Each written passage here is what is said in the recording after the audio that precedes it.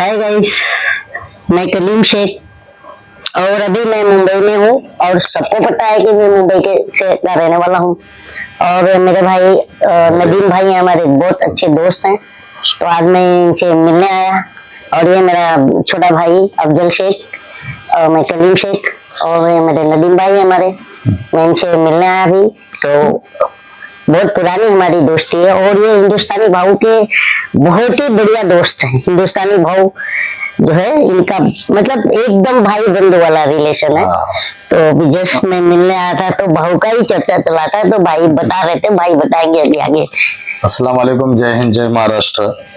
ये हमारे कलीम भाई है जो दिल्ली के ऊपर अपने नाम का डंका जोड़ चुके हैं। गवर्नमेंट की छाती पर बैठ के नमक रगड़ता हूँ मैं दिल्ली में बैठ के। गवर्नमेंट की छाती पे जो लोगों की बात हलक से निकाल के उगलवा देते हैं, ये है वो कलीम भाई। जैसे कि इंसान को है ना कभी भी देखना चाहिए ना तो उसके टैलेंट से उसको पहचानना चाहिए, उसके कद और काठी से नहीं पहचाना जाता इंसान। इंसान एक ऐसी चीज होती है जिसके अंदर ईश्वर ने हर एक ऐसी कला दी है ना कि हर किसी में वो कला नहीं है। जैसे कि अफजल भाई में जो टैलेंट है न्यूज का, इतनी सी उम्र के अंदर तो हम लोग खेलते कूदते थे, हमारे को दुनियादारी कुछ पता ही नहीं। नहीं और मैं अफजल के बारे में बताऊं कि ये मेरा छोटा भाई है और बचपन मेरे सामने गया अफजल का।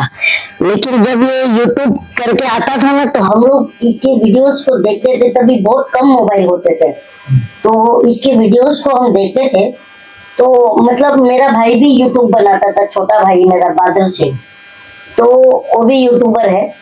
तो मैं मतलब अफजल का देख करके वो यूट्यूब बनाना शुरू किया था। और अफजल और वो दोनों आकर के एक दूसरे का मतलब कैसे करने का वो पूछता रहता था अफजल से। लेकिन अफजल में जो भाई ने कहा ना कि इतनी कम उम्र में जो इसने एक मुकाम पा लिया, वो इसको सैल्यूट है मेरे भाई को। वाकई में दिल से सही बोले इन्होंने, सैल्यूट के काबिल। एक चैनल को यहां तक लेके जाना खाने की बात नहीं है, खाने की बात नहीं है, लेके जाना अच्छे अच्छों का तेल निकल जाता है। जब 40 की उम्र में पहुंचता है ना तो आदमी के अंदर आईक्यू खुलता है। 22 साल 21 साल के लड़के का इतना अच्छा आईक्यू, मुंबई टीवी जो आज फेमस हो चुका है।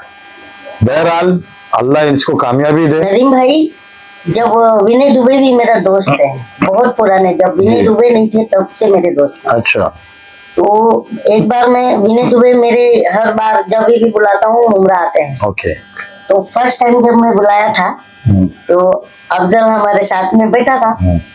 तो अफजल को देख के ना विनय दुबे खुद शौक हो गए नहीं, और कह रहे हैं कि एक दिन ये लड़का बहुत आगे जाएगा। हाँ, ये तो हम भी कहते हैं ना। कहा था ना विनय भाई ने, ये चीज तो हम भी कहते हैं कि अफजल भाई सीरियस में बहुत आगे जाएगा, क्योंकि ये उम्र में आदमी ने पूरे मुंबई के अंदर डंका। देखिए एक नॉर्मल सी बात बताते हैं, हम तुमको ये उम्र में कोई जानने वाला नहीं था, बरोबर है ना। लेकिन इस उम्र में इसको पूरी मुंबई जानती है, इवेंट कलकत्ता जाता है। सर आधी इंडिया, यकीन नहीं, सिर्फ मुंबई नहीं, मैं दिल्ली के शाहीन बाग में जाता हूँ, मेरे बहुत सारे दोस्त जी, तो वो लोग अफजल को जानते हैं। मैं उनको बोलता हूँ मेरा छोटा भाई। हाँ बताओ। तो ये देखे कि एक तीर दो निशान है शाहीन बाग के अंदर, और जो 9 नंबर वगैरह सब एरिया है ना, वहाँ पर अफजल की न्यूज देखी जाती है गाइस, और बहुत ज्यादा इसको लोग दिल्ली में भी जानते हैं। मेरे को भी बहुत चौड़ा सीना चौड़ा लगता है। खुशी की बात। अब एक हमारे जो कलीम भाई है, अफजल भाई को तो बहुत सी शुभकामनाएं दिया और हमारी दुआ उनके साथ है। कलीम भाई एक सिंगर बहुत अच्छे, जो दिल की एक सिंगिंग होता है जो मनोरंजन के लिए निकाला जाता है, और एक सिंगिंग ऐसा होता है जिसको कवियों में कहा जाता है, जो दिल की बातों को मुंह से गा के बताया जाता है। कलीम भाई कुछ ये है कि जैसे अभी नदीम भाई का वीडियो देख रहा था मैं, तो भाऊ ने और भाई ने बहुत बढ़िया बात कही कि जो सनातन पर क्या कहा था भाई आपने अभी, जो भाव के साथ, हिंदुस्तानी भाव के साथ जैसे सनातन धर्म पर हाँ सही बात है ना, हमारे कुरान में अल्लाह ने फरमाया ना, तुम किसी भी हिंदुओं को, अदर कास्ट के भगवानों को गाली नहीं दे सकते। लकुम दीन हुकुम वलिया दीन।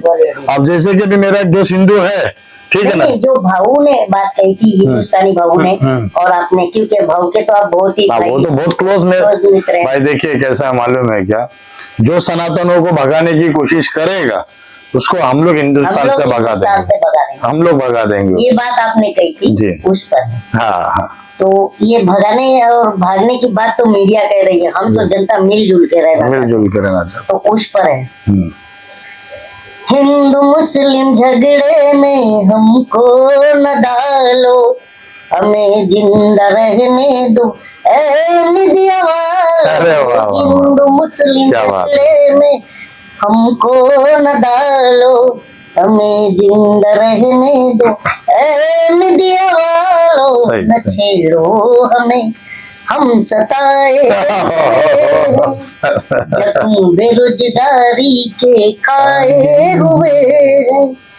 दगाबाज हो तुम ये हम जानते हैं, तुम्हारी मकारी को पहचानते हैं। ये झूठी कहानी तुम्ही को मुबारक, ये रंगीन कहानी तुम्ही को मुबारक। हमारी तरफ से ये कैमरे हटा लो, हमें जिंदा रहने दो ऐ मीडिया वालों। तो मीडिया वालों से हम जनता कह रहे हैं कि हमें हिंदू मुस्लिम में मत बांटो, हमें भारतीय बन के जिंदा रहने दो, बाकी तुम हमारी तरफ से कैमरे हटा लो। अच्छा, इतना आप बोल रहे थे मुझे लेकर, तो मोदी जी से कब प्यार हुआ आपको?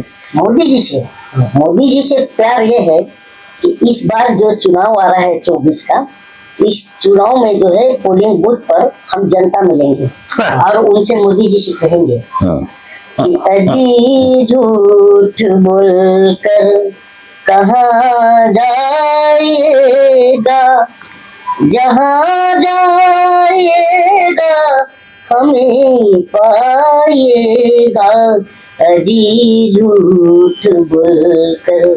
और आगे हम जनता कहेंगे कि चौराहे पर एक बार आ जाओ तो जाने, 2 करोड़ रोजगार दिलाओ तो जाने, अच्छे दिन हमारे ले आओ तो जाने, न दंगा फसाद कराओ तो जाने। बहुत बढ़िया, अजी लाख जुमलों में छुप जाइएगा, अग्निवीर बनाकर न बच पाइएगा, अजी झूठ बोलकर कहाँ जाइएगा, जहाँ जाइएगा हमें पाइएगा,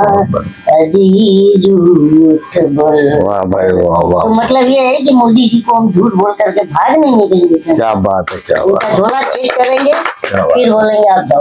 बहरहाल चाहे कांग्रेस हो या चाहे मोदी सरकार हो, हमें किसी सरकार से आपत्ति नहीं है, हमें बस आपत्ति नहीं होती, लेकिन भाई जो सरकार में होता है जनता उससे सवाल करती है। हाँ, यही मैं कहना चाह रहा हूँ कि जब हमने इतने लोगों का बोझा उठाया है तो जवाब देने लायक भी होना चाहिए। ठीक है, बहुत अच्छी बात लगी और बहुत प्यारा लगा आपसे मिलकर के। ये लगा कि भाई की वाकई में हिंदुस्तान का दर्द है दिल के अंदर। और मोदी जी जो चुनाव जीतते हैं ना, उनके चुनाव जीतने का जो फंडा है, उसका मैं बहुत बड़ा फैन हूँ। अब वो कैसे करते हैं? हाँ, एक मिनट मेरे बेटे को भेजो। ले, कहाँ पे खड़े लेके आ जाओ। असलम भाई को बुला ले अंदर। असलम भाई आ जाओ अंदर। मैं तो बाहर ही बैठते, तो बैठो 5 मिनट आ रहा हूँ। तो मुझे देख कर सिर हिलाते रहो, मैं तुम्हें देख कर बड़बड़ाता रहा।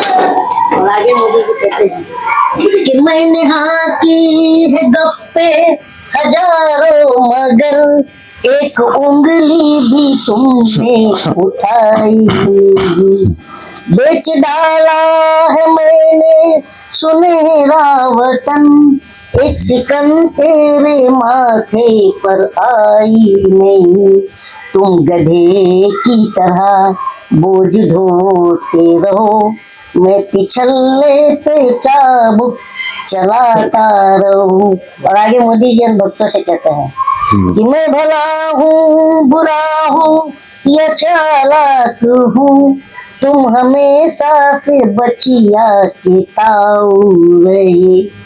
रात दिन हल चला कर न गैरत जगी, चंद पैसों में हरदम बिकाऊ रहे। तुम परेशान रहो बिलबिलाते रहो, मैं जले पे नमक भुरभुराता रहूं। तो मोदी जी क्या है, जले पे नमक भुरभुरा रहे हैं। न शिक्षा है, न रोजगार है, न स्वास्थ्य है, न महिलाओं की सुरक्षा है। तो मोदी और महंगाई तो डबल है। तो ये क्या है, अंधभक्तों का दौर है। अंधभक्ति, ये जो अमृत काल जो मोदी जी कहते हैं, ये अंधभक्ति काल है एक्चुअल। और अंधभक्ति काल में मंदी को बुलंदी कहा जा रहा है। जय हिंद। जय हिंद, जय महाराष्ट्र।